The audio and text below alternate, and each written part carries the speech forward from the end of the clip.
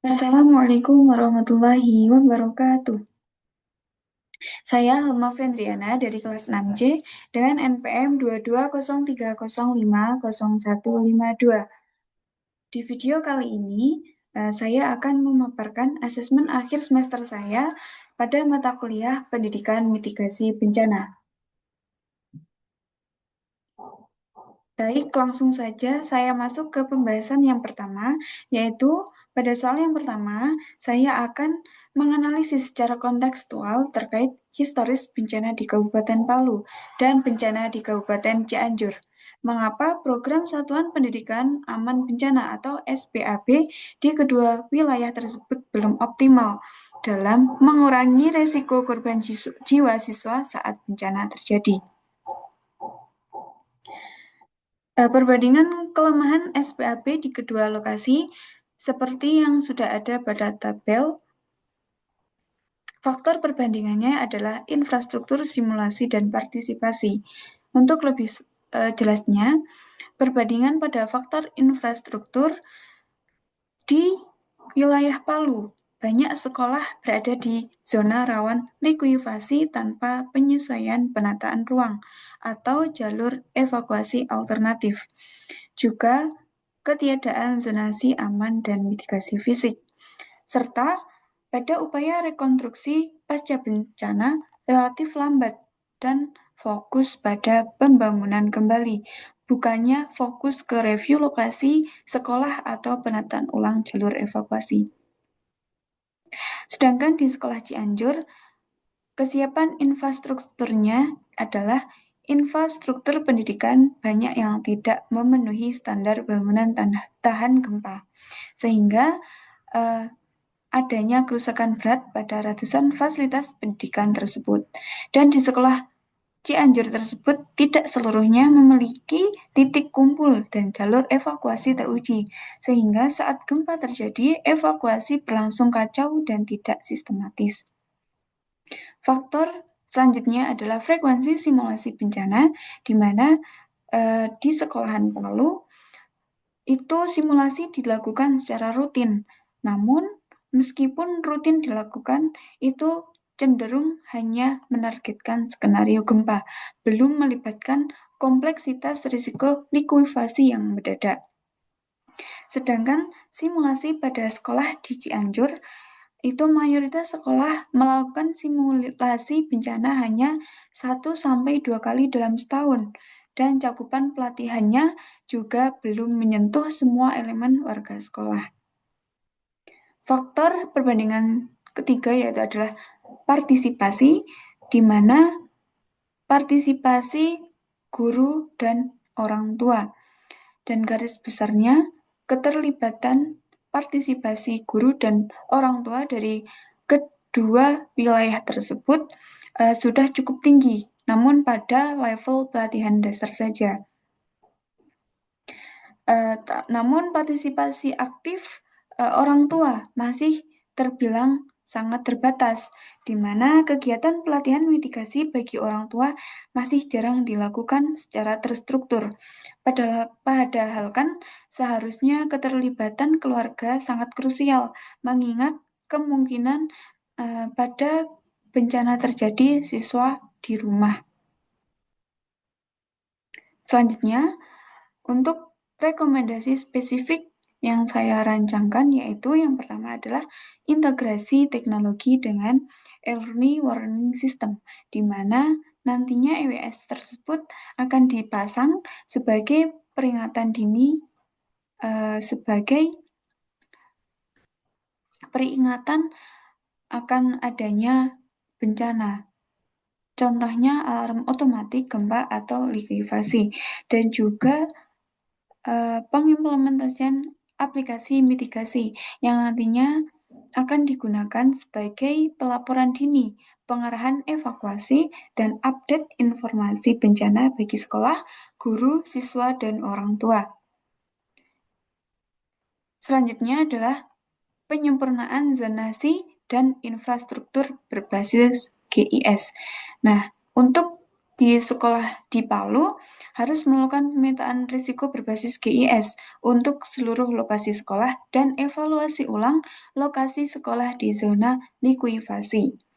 Juga relokasi sekolah di zona paling rawan atau lakukan penguatan fondasi dengan desain adaptif sesuai kajian geologi di sekolah.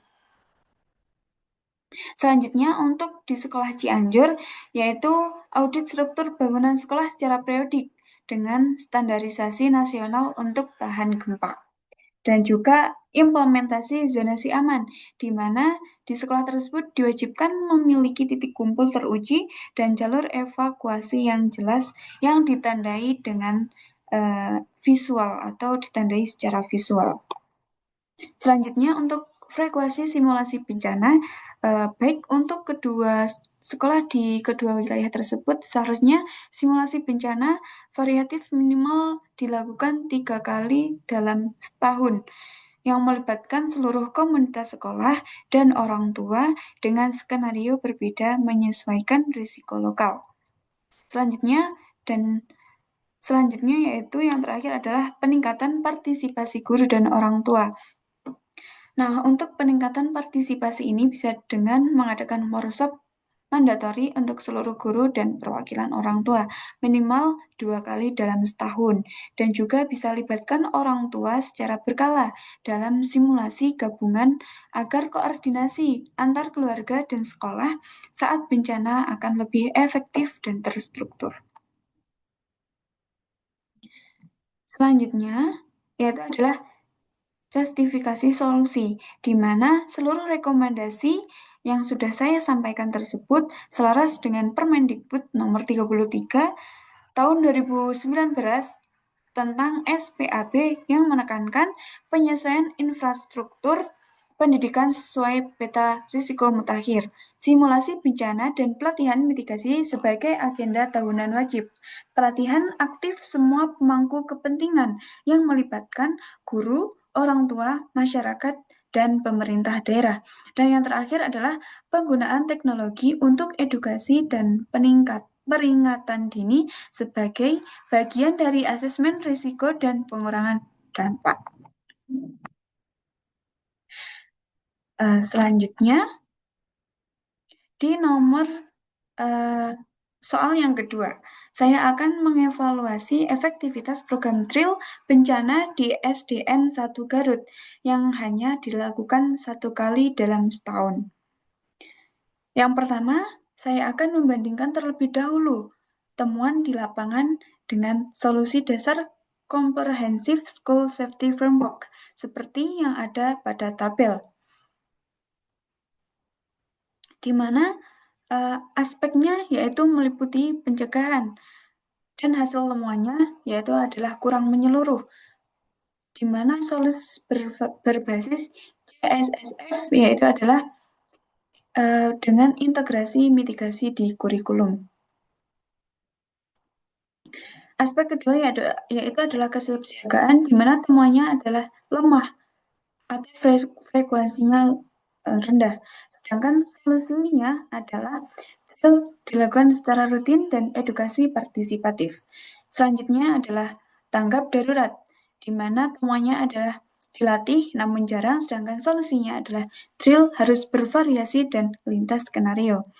Aspek selanjutnya yaitu adalah pemulihan, di mana temuannya tidak ada komponen, sedangkan solusinya adalah pertolongan pertama psikologis dan support pasca bencana. Dan aspek selanjutnya yaitu adalah dampak psikologis, di mana temuannya adalah risiko trauma, sedangkan solusinya adalah monitoring, psikoedukasi, dan PFA tadi. Aspek yang terakhir adalah keterlibatan stakeholder, di mana temuannya keterlibatannya masih rendah, sedangkan solusinya adalah kolaborasi dengan BPBD, orang tua, dan relawan. Nah, untuk evaluasi efektivitas drill bencana di SDN 1 Garut ini, yang sudah saya simpulkan atau sudah saya garis besarkan yaitu adalah dengan adanya kegiatan drill 1 tahun sekali belum cukup untuk membangun pemahaman mendalam tentang mitigasi risiko dan menyebabkan efektivitas tindakan saat bencana nyata itu menurun. Kedua, frekuensi rendah menurunkan kemampuan siswa dan guru untuk membangun muscle memory dan refleks tanggap bencana yang diperlukan. Dan garis besar ketiga adalah tidak ada mekanisme evaluasi pasca drill terstruktur. Misal, debriefing, observasi, dan kuesioner, sehingga tidak ada pembelajaran atau perbaikan signifikan dari tahun ke tahun. Nah, karena kekurangan program drill tadi, sesuai dengan evaluasi dan tabel yang sudah saya paparkan, itu akan berdampak pada psikologi siswa, di mana drill dapat menimbulkan stres, kecemasan, bahkan trauma pada sebagian siswa. Bahkan frekuensi simulasi yang tidak tepat berdampak pada mental siswa juga. Sehingga kritik terhadap frekuensi dan metode drill yang sudah saya rangkumkan yaitu adalah pelaksanaan program drill 1 kali per tahun itu terlalu jarang sehingga tidak efektif dan mengakibatkan dampak psikologis buruk pada siswa. Selanjutnya, metode drill konvensional dan tidak inovatif. Nah, di mana hanya terfokus pada satu jenis bencana dan tanpa evaluasi mendalam. Padahal drill seharusnya menyesuaikan pada berbagai ancaman dan perkembangan risiko lokal. Dan terakhir adalah kurangnya evaluasi, di mana tidak adanya sistem feedback dan evaluasi perilaku siswa secara konsisten, sehingga membuat sekolah gagal mendeteksi dan menindaklanjuti kelemahan atau masalah yang muncul pada siswa.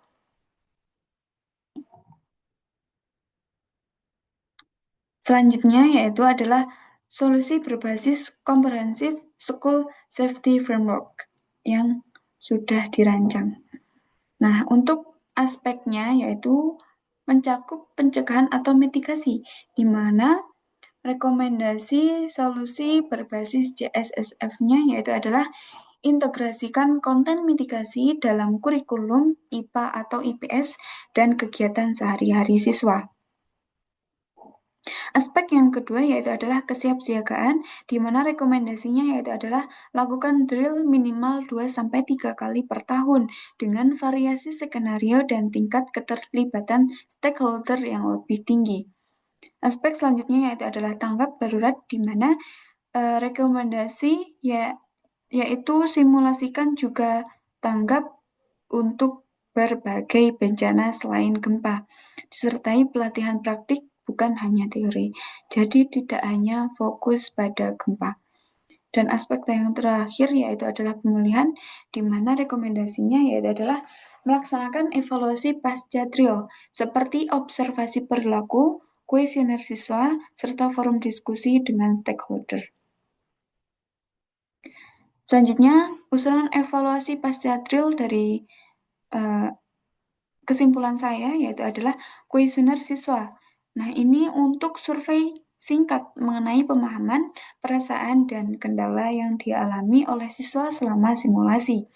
Kedua adalah observasi perilaku siswa. Ketiga adalah forum refleksi di mana diadakan diskusi terbuka antara guru, siswa, dan stakeholder untuk membahas pengalaman drill yang telah dilakukan. Dan yang terakhir adalah pelaporan dan tindak lanjut, di mana nantinya hasil dari evaluasi dijadikan dasar revisi metode materi drill yang akan datang, atau program drill yang akan dilakukan selanjutnya. Selanjutnya, di nomor atau soal yang ketiga ini, saya akan menyampaikan kreasi program di mana program yang dirancang adalah program sekolah tangguh bencana untuk wilayah pesisir yang rawan tsunami. Di mana rancangan program pada poin A yaitu adalah komponen programnya. Nah, untuk komponen program, Pada pendidikan mitigasi berbasis kearifan lokal, saya mengambil cerita rakyat penyintas tsunami dijadikan materi narasi pada pelajaran bahasa daerah atau IPS, atau juga seperti cerita dari seseorang atau tokoh yang telah selamat dari tsunami. Kemudian lagu daerah bertema evakuasi yang dilatihkan secara rutin saat aktivitas kelas. Dan contoh lagu yang saya ambil yaitu adalah Sang Ombak Raksasa, karya dari mahasiswa Universitas Multimedia Nusantara. Selanjutnya yaitu adalah kemitraan dengan komunitas, yaitu saya mengambil nelayan dan tokoh masyarakat sebagai fasilitator pengenalan tanda-tanda tsunami. Contohnya, misal ada tanda ombak surut atau adanya perubahan perilaku dari hewan. Dan yang ketiga yaitu adalah teknologi sederhana, di mana nanti programnya akan membuat sirene peringatan dini dari botol bekas yang ditiup atau dihempaskan angin. Selanjutnya yaitu adalah program membuat rambu evakuasi visual dari papan dan dari papan tersebut akan digambar panah besar dan nanti papannya akan dicat dengan warna mencolok mengarah ke titik kumpul.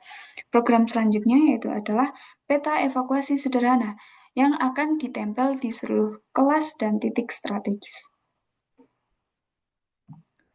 Selanjutnya, untuk tahap implementasi yang sudah saya rancang yaitu di bulan pertama yaitu adalah sosialisasi ke guru, murid, orang tua, dan pembentukan tim sekolah tangguh, serta konsultasi dengan BPBD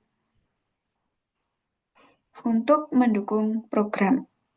Bulan kedua yaitu adalah pelatihan guru dan relawan oleh BPBD dan tokoh adat. Ketiga yaitu adalah penyusunan modul dan alat peraga edukasi berbasis cerita rakyat dan lagu daerah yang seperti sudah yang saya sampaikan tadi. Bulan keempat yaitu adalah pembuatan dan pemasangan rambu dan sirine sederhana serta penandaan jalur evakuasi. Bulan kelima yaitu adalah pelatihan siswa, di mana dengan mengajarkan siswa untuk membaca peta evakuasi, latihan pemanfaatan siren. Kemudian bulan yang terakhir yaitu bulan yang keenam adalah simulasi evakuasi kolaborasi dengan komunitas dan dilanjutkan dengan evaluasi awal dengan kuesioner dan forum refleksi. Selanjutnya, untuk indikator terukur yang diharapkan dari program tersebut adalah 90% siswa kelas 4 mampu menceritakan ulang kisah kakek tentang cara selamat dari tsunami.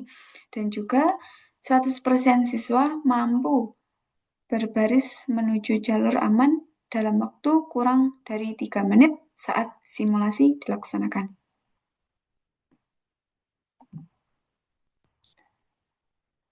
Selanjutnya untuk yang terakhir yaitu pada nomor 4, saya akan mengintegrasi kebijakan dengan teori di lapangan, yaitu pada kegagalan mitigasi kebakaran di SD Surabaya, yaitu SD Suitomo 5 pada tahun 2023. Seperti pada tabel, analisis gap, regulasi, dan implementasi.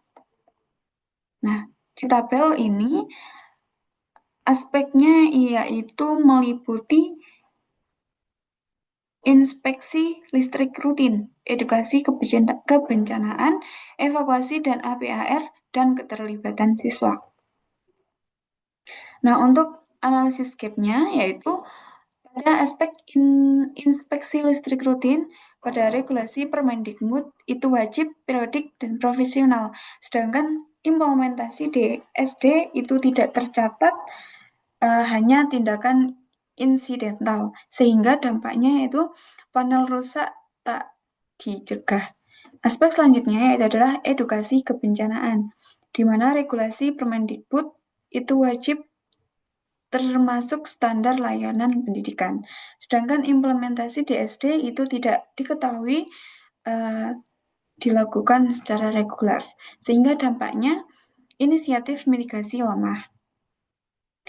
Aspek selanjutnya yaitu adalah evakuasi dan APAR, di mana regulasi Permendikbud itu wajib ada dan diajarkan. Sedangkan implementasi di SD itu tidak ada data pelatihan siswa, sehingga dampaknya respon pasca kebakaran itu acak. Aspek terakhir yaitu adalah keterlibatan siswa di mana regulasi Permendikbud itu dianjurkan, namun diimplementasi di SD itu pasif. Artinya hanya warga yang responsif, sehingga dampaknya potensi agent of change hill. Selanjutnya, untuk protokol darurat inovatif, contohnya bisa dengan pelatihan Fair Marshal Junior, di mana akan ada siswa yang terpilih dan kemudian siswa tersebut akan dilatih secara khusus tentang dasar-dasar pencegahan kebakaran, penggunaan alat pemadam sederhana, dan prosedur evakuasi dan komunikasi darurat. Selanjutnya adalah latihan rutin dan simulasi interaktif, di mana latihan evakuasi berkala 2 kali dalam setahun dengan peran aktif siswa termasuk skenario kebakaran korsleting. Nah, di mana nanti peran dan keaktifan siswa akan bergantian dan akan berbeda-beda.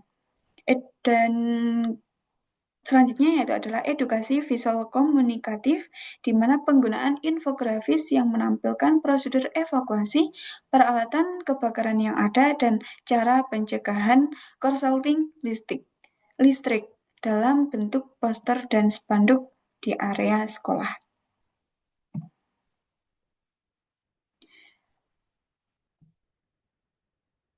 Nah, selanjutnya yaitu adalah infografis komunikatif, di mana prosedurnya atau tahapannya yaitu dari tahapan deteksi awal, aktor atau yang berperan adalah siswa Firman Marshall, di mana tindakan siswa tersebut adalah memantau panel listrik tiap pagi dan melaporkan jika pada panel listrik tersebut panas atau berbau kebakar.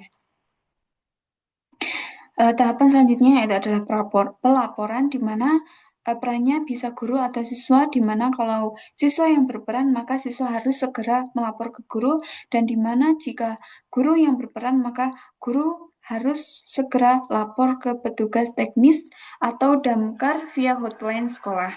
Selanjutnya yaitu adalah tahapan evakuasi, di mana perannya itu adalah seluruh sekolah, dan tindakan kuncinya yaitu adalah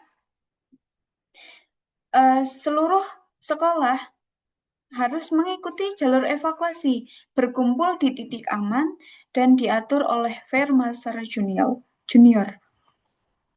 Selanjutnya tahapan respon damkar, di mana aktornya tentunya perannya utama adalah damkar dan sekolah. Dan tindakan kuncinya yaitu adalah melakukan pemadaman, di mana siswa juga membantu mengarahkan evakuasi dan mengedukasi warga. Dan tahapan yang terakhir yaitu adalah evaluasi, di mana perannya adalah tim sekolah dan tindakan kuncinya adalah forum reflektif, evaluasi sikap dan pemahaman pasca kejadian. Baik, sekian pemaparan saya dari asesmen akhir semester di mata kuliah Pendidikan Mitigasi Bencana. Untuk kurang dan lebihnya saya mohon maaf. Saya akhiri. Akhir kata, wassalamualaikum warahmatullahi wabarakatuh.